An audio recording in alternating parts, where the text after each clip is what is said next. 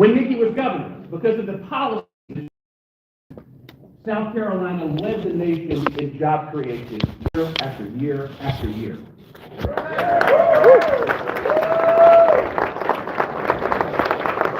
When Nikki was governor, she didn't just tweet or whine about the swamp in Columbia.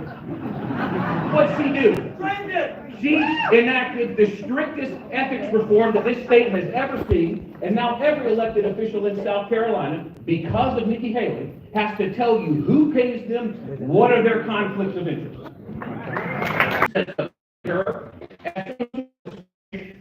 Who's beholden to the establishment.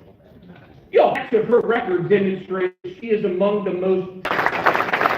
And who better than that's Nikki Haley. There's one person that has got the youth, that's Nikki Haley. And give us 8 years, and trust me, it's going to take 8 years to solve the problems that America faces today. So I'm so going anywhere. She is in this race. She doesn't want to be VP. She's in this race to serve America, and America is at stake. So with that, I want you to see what I have known ever since I've known Nikki Haley. The one and only, the next president of the United States, Nikki Haley.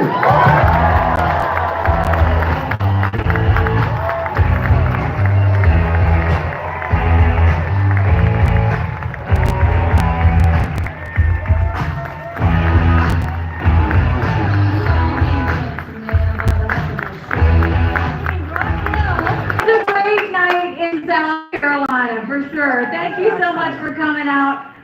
You know, when I was governor, we're going to talk about all the fun things we did together. One of the things I'm so proud of is when you can spot someone who's going to be a fighter. When you can spot and you can lift them up and say, we need to see you do more. I am incredibly proud of the second I supported Wes Clymer for Senate. He has been a fantastic senator. You go, Wes. He fights for you, he represents you, but I love everything I think should be transparent, and he believes in transparency.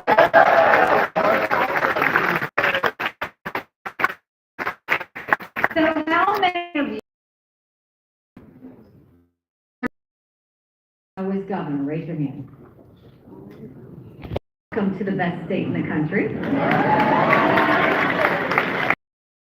For the rest of you, I want to remind you about where we came from and what we did. Because when I came into office, South Carolina was hurting. We had 11% unemployment. We had thousands of people on welfare. And South Carolina was the butt of the jokes. But what did we do? We rallied and we got together. And by the time I left, we were building planes with Boeing.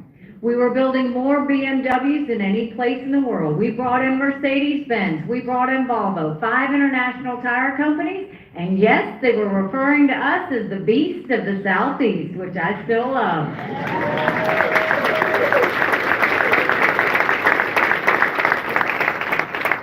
That unemployment rate from 11% down to 4%. We announced jobs in every county in the state. We moved 35,000 people from welfare to work. We had the first body camera bill in the country. We did tort reform. We did pension reform. We cut taxes. We built up our coffers, and we acknowledged some truths. We said, if you've got to show picture ID to buy Sudafed, if you've got to show picture ID to get on a plane, you should have to show picture ID to protect the integrity of the election process. We passed voter ID in South Carolina.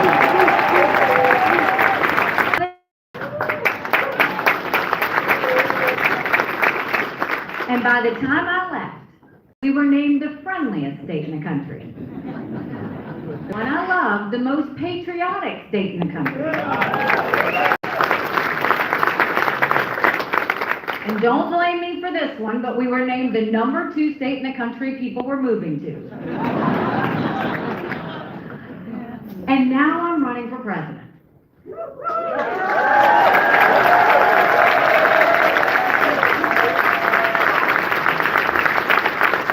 It's been a year since I announced, and what a roller coaster it's been. we had 14 people in the race. We defeated a dozen of the fellas. I just got one more I've got to catch up.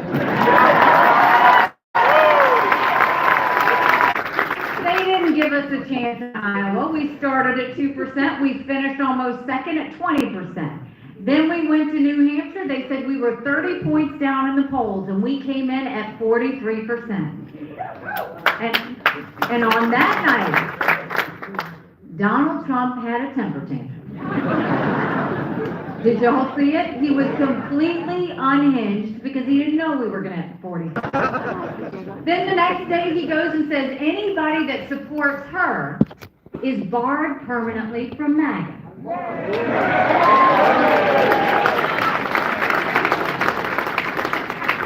Now think about that. If you're running for President of the United States, you want more people. It's a story of addition. You don't push people out of your club. You bring people in.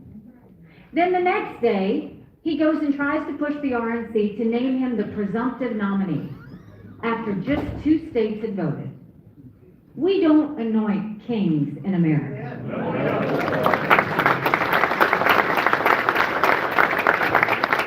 We said the people of South Carolina deserve the right to vote, as do all the other states. He got pushback. And then we went and saw his campaign disclosures. And that's when we saw he spent $50 million of his campaign contributions on his personal court cases.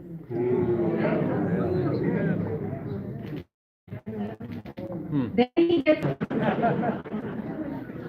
is whether it was the night of New Hampshire when he talked about revenge, whether it was after the first court judgment when he talked about being a victim. What bothers me the most is at no point did he ever talk about the American people. He never talked about the fact that we're $34 trillion in debt. He never talked about the fact that only 31% of 8th graders in our country are proficient in reading. He never talked about the fact that we have an open border that is inexcusable and lawless. He never talked about all of the lawlessness in our cities. He didn't talk about the wars that are happening around the world. All he did was talk about himself. And that's the problem. This isn't about him.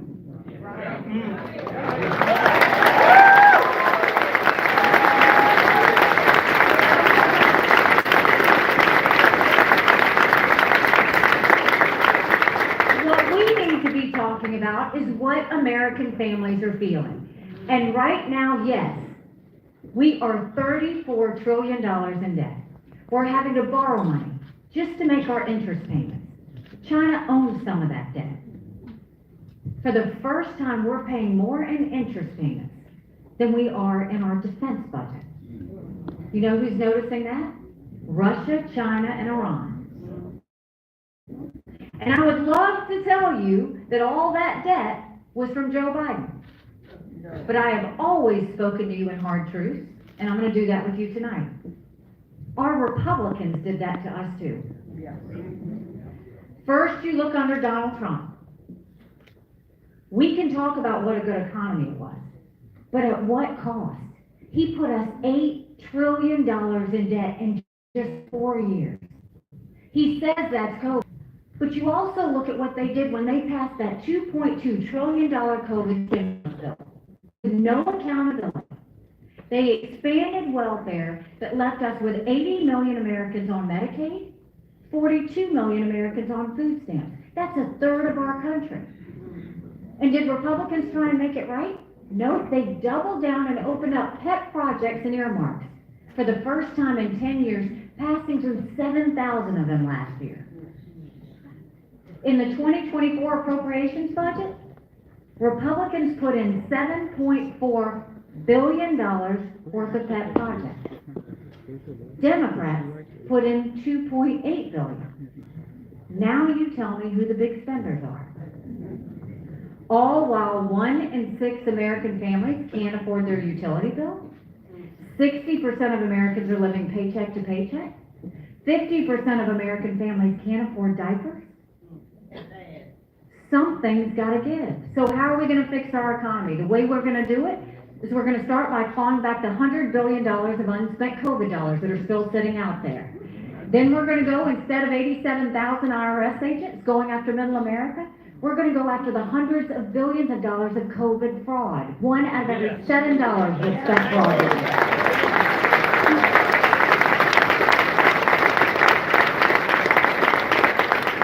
If 8% of our budget is interest, quit borrowing, cut off the credit cards. You have to balance the budget every day. I had to balance the budget as governor. Why is Congress the only group that refuses to balance the budget? We'll stop the spending, we'll stop the borrowing, we'll eliminate their pet projects, and I will veto any spending bill that doesn't take us back to pre-COVID levels. That will save us trillions.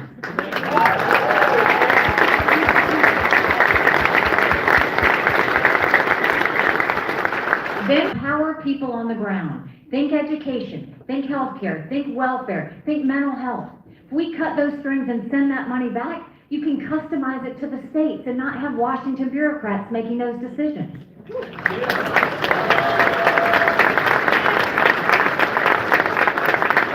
And we need to open up the middle class in America. We're watching the rich get richer and the poor get poorer.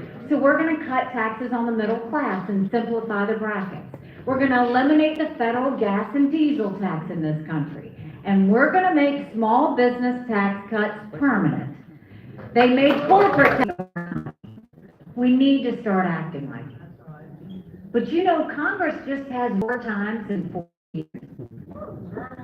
4 times in 40 years. You know what I say about that? They don't give us a budget on time, they don't get paid, period.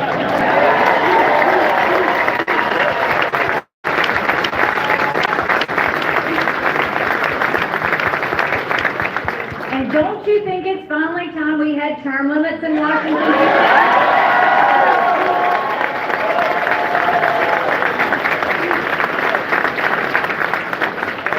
Don't you think we need to have mental competency tests for anyone over the age of 75? Now, I'm not being disrespectful when I say that. We all know people who are over 75 that can run circles around us. And then we know Joe Biden. Congress is now the most privileged nursing home in the country.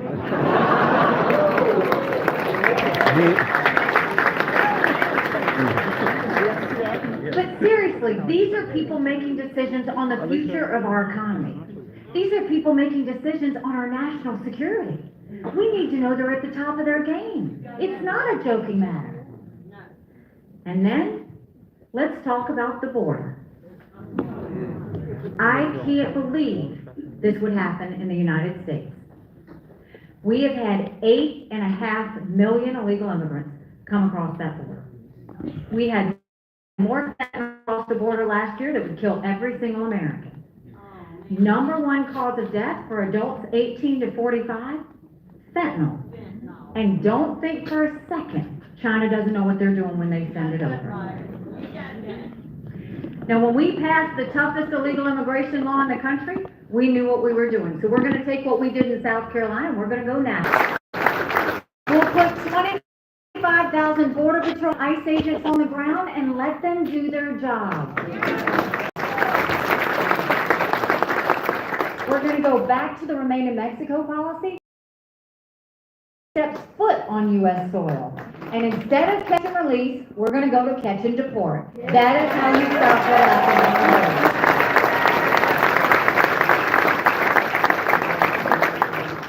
what. And then growing up in rural South Carolina, my parents always taught us, you take care of those who take care of you. I'm going to ask you if we're taking care of those who take care of us. Right now in America, over 35,000 veterans are homeless. 1 in 3 suffers from PTSD or thoughts of suicide. We lose 22 heroes a day to suicide.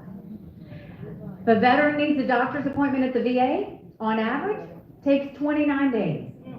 Why 29 days? Because on the 30th day, they can go to the doctor or hospital of their choice. So midway through the 29 days, they get a call to reschedule.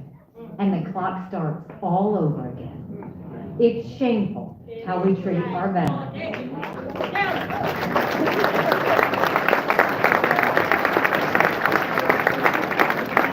Now, I'm the proud wife of a combat veteran who served in Afghanistan.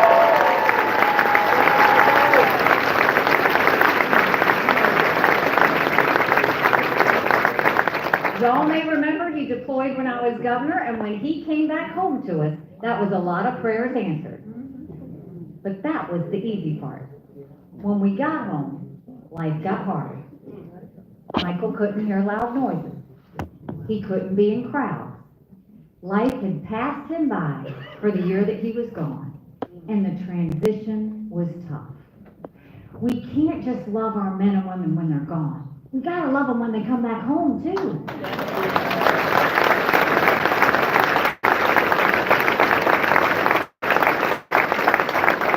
Let's do more than just the 2-week transition. Let's take care of them for the long term. Let's do telehealth so they can get the mental health care they need right when they need it. They should be able to go to the doctor or hospital of their choice. They've earned that right. And I think the best way we deal with VA health care, I think every member of Congress should have to get their health care from the VA, and you will.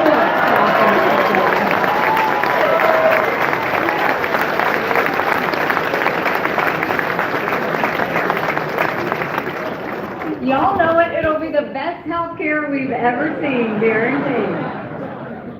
And then let's talk about our national security.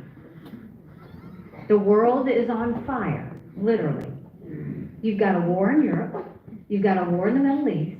You've got North Korea testing intercontinental ballistic missiles capable of hitting the U.S. You've got China on the march. But make no mistake, none of that would have happened had we not had that debacle in Afghanistan. The idea that Michael and his military brothers and sisters who served there had to watch us leave Bagram Air Force Base in the middle of the night without telling our allies who stood shoulder to shoulder with us for decades because we asked them to be there. Think about what that said to our friends. More importantly, think about what that said to our enemies. And when you think about allies and enemies, what you say matters. And what Donald Trump said a week ago was dangerous. He said that any NATO countries that weren't pulling their weight, that America would not defend them. But he doubled down and said, not only would he not defend them, he said any NATO countries that weren't pulling their weight, he would encourage Vladimir Putin to invade them.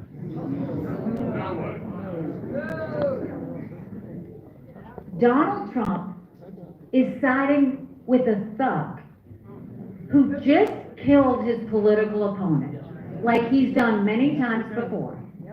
Donald Trump just sided with a dictator who arrests American journalists and holds them hostage. Donald Trump just sided with a man where 500,000 people have died and been wounded because of the invasion in Ukraine. And he's going to side with him over the allies who stood with us after 9/11? All that does is embolden Putin. Putin's not scared of Joe Biden. That's why he invaded Ukraine. But he's emboldened when someone running for president says, I will encourage you to invade those that aren't pulling their weight. NATO has been a 75-year success story. It's why we haven't had wars. Russia has been intimidated by that alliance. China is intimidated by that alliance. Do we want them to pull their weight and pay their fair share? Absolutely, but you talk about that behind closed doors, not in front of your enemies, ever.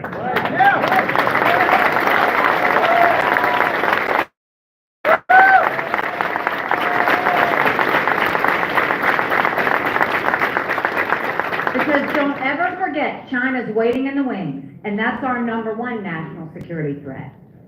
But then he doubled down, and he mocked my husband's military service. Now, I will be the first one to tell you, Michael and I are fine. We don't take this personally, because when you're in politics, it's a blood sport. It's fair game. But you mock one member of the military, you're mocking every member of the military.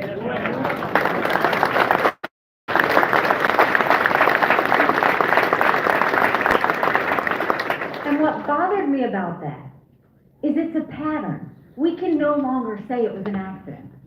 He said anybody that lost their lives serving was a loser or a sucker. Then he said at Arlington National Cemetery, his question was, what was in it for them? And now he does this. The thing is, he's never been around a veteran. We all know people who have served. We know people who've lost their lives. He's never been near a uniform. He's never had to lay on the ground. The closest he's come to harm's way is a golf ball hitting him on his golf ball.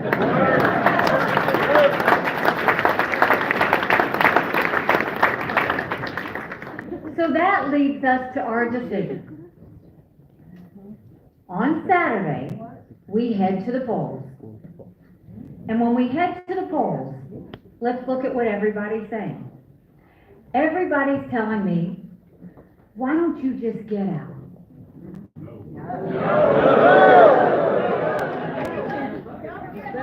I will never give up.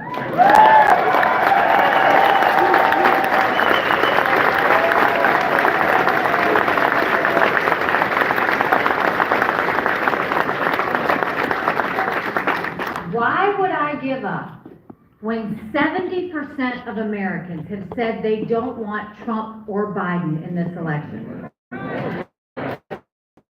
Americans say Donald Trump is too old and Joe Biden is too old. Why would I give up when the majority of Americans disapprove of Joe Biden and a majority of Americans disapprove of Donald Trump? It is time we finally have a new generational conservative leader.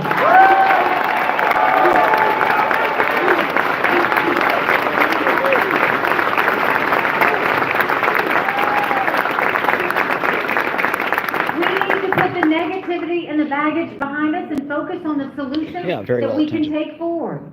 But to do that, let's get the hard truths here. And I'll give mine. I voted for Donald Trump twice.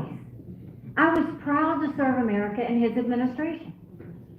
But the truth is, chaos follows him. It just does.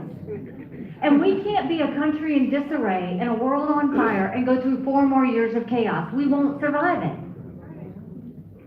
The other thing is, we all want to see our country turned back around, right? Yeah. Well, guess what? We can't fix our country if we don't win. And Donald Trump cannot win a general election. You look at the record.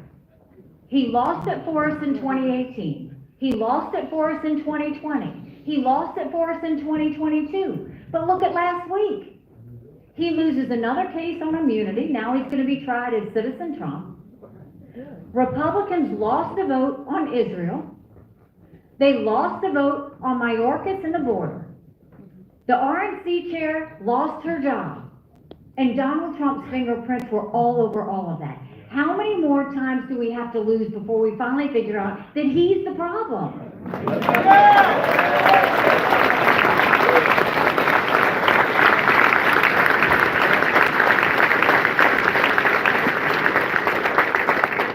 Take my word for it. Look at the general election polls. In every one of those polls, Trump is down from Biden by 5 points, by 7 points. On his best day, it's margin of error. It's equal. I'm in every one of those same general election polls. And I defeat Biden by up to 17 points.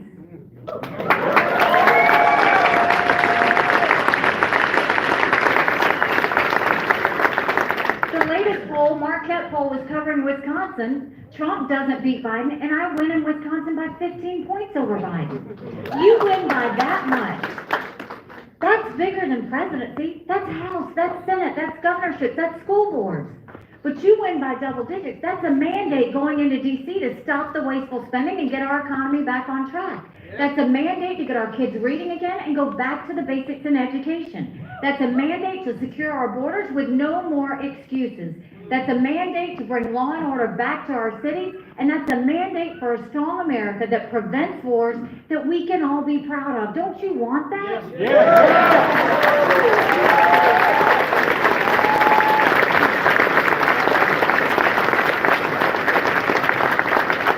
Because we could have that. But in order to have that, it's going to take a lot of courage. Courage from everybody here tonight. Courage for me to run. And courage for every one of you to know, don't complain about what happens in a general election if you don't vote in this primary. It matters.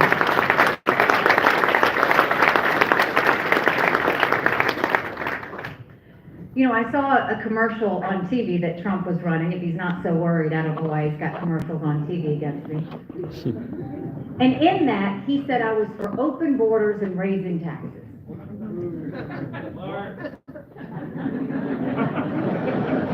But this is what I'll say. He's going to lie about me. I'm going to tell you the truth about him.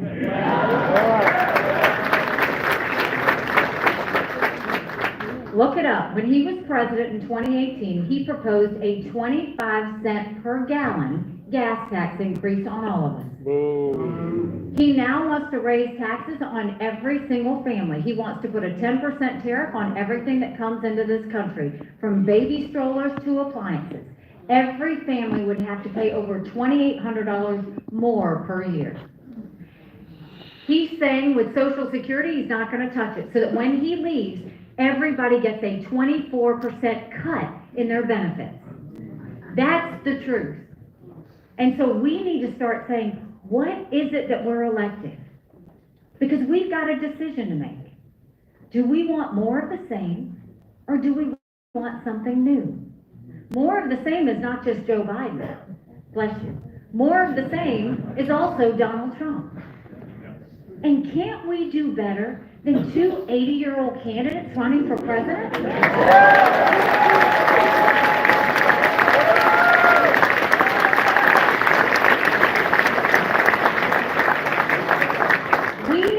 We're going to have someone who can put in 8 years of hard work, no drama, no vendettas, just getting the job done. That's what America deserves.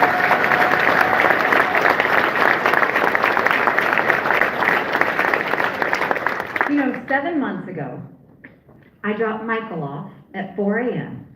for another year-long deployment. And I watched him and 230 soldiers pick up their 2 duffel bags of belongings to go to a country they'd never been, all in the name of protecting America. They're willing to sacrifice their lives and their families because they still believe in this amazing experiment that is America. So if they're willing to sacrifice for us there, shouldn't we be willing to fight for America here? Yeah. Because we have a country to save.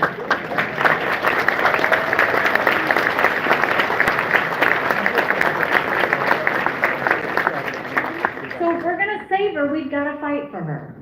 You know, when I announced, they asked me why I was running. And I said, my parents came here 50 years ago to an America that was strong and proud and full of opportunities. I want them to know that country again. I'm doing this for Michael and his military brothers and sisters. They need to know their sacrifice matters. They need to know that we love our country. I'm doing this for my daughter, who just got married, who is over here.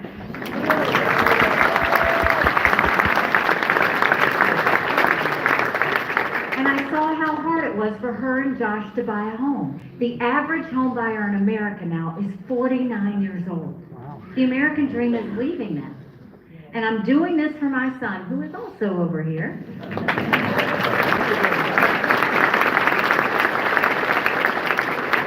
And he's a senior in college, and I am tired of watching him write papers of things he doesn't believe in just to get an A. That's not us. That's not America. And the first time, 81% of Americans don't think their kids are going to live as good of a life as we did. We can't be okay with that. I'm not okay with that. We do have a country to save. But I started this with what we accomplished together and all our success stories. But I'm also going to remind you of the challenges we went through.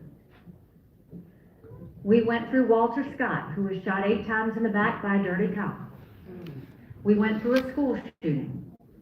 We went through hurricanes, multiple. We went through a 1,000-year flood. We went through winter storms. And we went through a horrific shooting in a church where we lost 9 amazing souls. Any one of those, we could have fallen apart. And after that church shooting, we had seen cities go up in flames. Ferguson had been the most recent, had happened. But what did we do? We didn't split up and divide. We came together. We didn't have protests. We had vigils. We didn't have riots. We had prayer. And we brought down a divisive symbol that had separated us for a long time.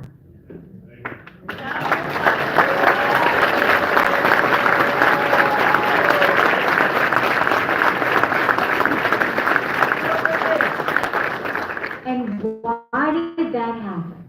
It happened because the tone at the top matters. I didn't judge either side in that situation. I didn't say a side was right or a side was wrong. A leader doesn't divide their people.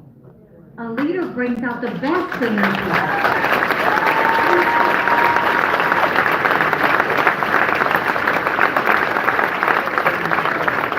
Can you imagine if we did that for our country? Where we can actually have dinner with our family members and not fight? Can you imagine where we could go to work and say what we think and not worry about being demoted? Can you imagine where our kids don't have to live in fear? And can you imagine where we don't have this atmosphere of anger and chaos all around us? Because this isn't about us. It's about our kids and our grandkids. They don't deserve what's happening right now. You look at the chaos that they feel. You look at what they went through with COVID and the anger that's fallen. All they do is see the debt that's been put down and they wonder how that's going to impact them. They see that they don't know that they'll ever be able to own a home or have a job. That's why we're doing this. Because we need to show them normal again. And we can do that in a way that only South Carolina knows how to do it. So this is what I need you to do. I need you to vote early. All right, girlfriend, if you voted early, I need you to take 5 people a day back to vote again. Election day is on Saturday. I need you to leave with a yard sign. If you live in a neighborhood where you can't have a yard sign, put it in the back of your car. I need you to go to NikkiHaley.com, offer to volunteer, offer to help, donate, whatever you can do. I need you to go tell everybody you know that it's important to vote. Your family members and your friends, you'd be shocked at how many of them are just general election voters. In a general election, we're given a choice.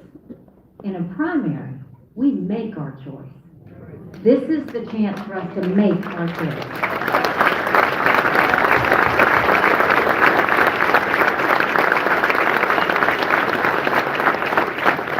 Don't listen to the media and what they're saying about what's going to happen in South Carolina. They did that to me in Iowa. They did that to me in New Hampshire. And we're all going to be laughing when they do us in South Carolina. Because at the end of the day, we have a country to save. And if we all go out and do our part, my promise to you is exactly what my promise was to you when I was governor. I will spend every single day trying to prove to you that you made a good decision. Thank you very much, Rochelle. God bless you. Thanks, guys, for watching. I know it wasn't exciting as before. We'll do some interviews, but thank you for tuning in.